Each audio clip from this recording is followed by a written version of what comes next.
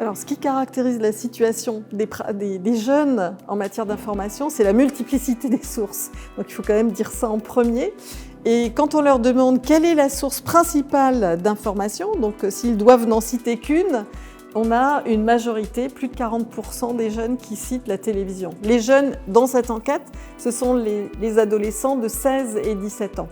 Donc à cet âge-là, ils regardent beaucoup la télévision avec leurs parents et donc logiquement, c'est à cette source-là qu'ils se réfèrent. Et il faut voir que c'est aussi une source justement, à laquelle ils vont se référer et attribuer de la confiance, parce que quand ils voient des informations circuler sur les réseaux sociaux numériques, et si cette information leur paraît vraiment importante, bouleversante, etc., ils vont aller chercher à s'informer notamment sur les chaînes d'information en continu. Ça ne veut pas dire pour autant qu'ils ne s'informent que par la télévision, évidemment.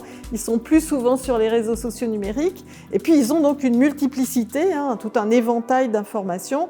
Et notamment, ils sont un jeune sur deux à cet âge-là à télécharger sur son smartphone une application d'information de presse écrite, d'un site de presse écrite. L'une des spécificités de cette étude, c'est d'avoir questionné les jeunes sur leur pratique de vérification de l'information. Et là, on s'est rendu compte qu'on pouvait construire une typologie, disant qu'il y avait 3 profils. Un profil de jeunes qui vont vérifier l'information, enfin qui considèrent qu'ils vérifient l'information en cherchant des informations sur le média lui-même. Est-ce que le média est connu? Est-ce que c'est un média qu'ils utilisent souvent? Est-ce que leur entourage connaît ce média? Ce profil-là est plutôt un profil issu des classes populaires.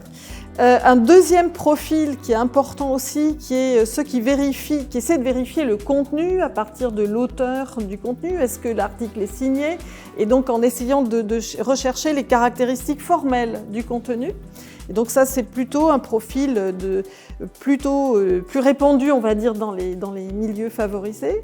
Et puis on a un troisième profil qui, lui, est indépendant des caractéristiques sociodémographiques. Donc ça, c'est intéressant.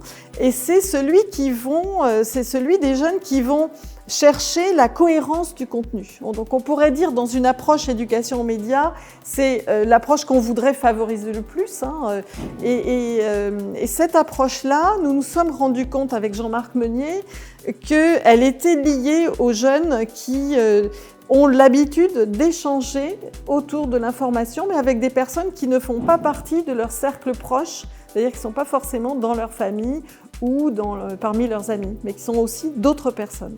Nous avons demandé aux jeunes ce qu'ils ressentaient, ce qu'ils percevaient comme atout du fait d'avoir pu suivre une formation en éducation aux médias et à l'information. Et là, on a beaucoup de réponses très positives. Alors c'est vrai qu'on a une forte différence qu'il faudrait travailler davantage d'ailleurs, mais on a une forte différence entre les jeunes des filières professionnelles qui, à 90%, considèrent que ça leur a apporté des choses. Alors ces choses-là, c'est à mieux comprendre l'information, à mieux savoir comment vérifier l'information, etc.